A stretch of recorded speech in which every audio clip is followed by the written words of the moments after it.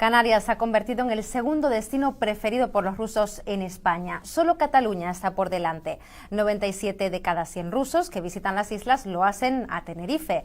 Para los establecimientos de la isla es un mercado importante porque suelen gastar más que la media. En los últimos años el número de visitantes rusos se ha multiplicado por 4. Acostúmbrense porque este idioma poco a poco se escuchará más en las islas y sobre todo en Tenerife. 185.000 de ellos la visitaron en 2013 y ya es el cuarto mercado en importancia. Es tan poco tiempo, pero consumen mucho, de media 2.300 euros.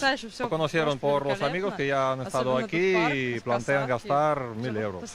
Sí, están los cuatro, dos parejas, una semana, en total promedio por una persona 1.000 euros. Nos comentan desde la dirección de este parque temático que cada vez es más frecuente ver a grupos de turistas rusos como este visitando sus instalaciones. Además aseguran que son los que más gastan. Les gusta el lujo, hoteles de 5 estrellas y excursiones exclusivas. Las empresas del sector lo saben. Tenemos textos en ruso, el audio en ruso, animaciones son universales. En estos días se está celebrando la Feria de Turismo de Moscú.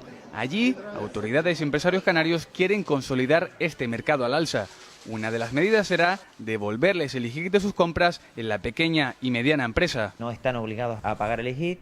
Tienen derecho a que se les devuelva una vez se han marchado, pero ese trámite es un poco complicado y farragoso.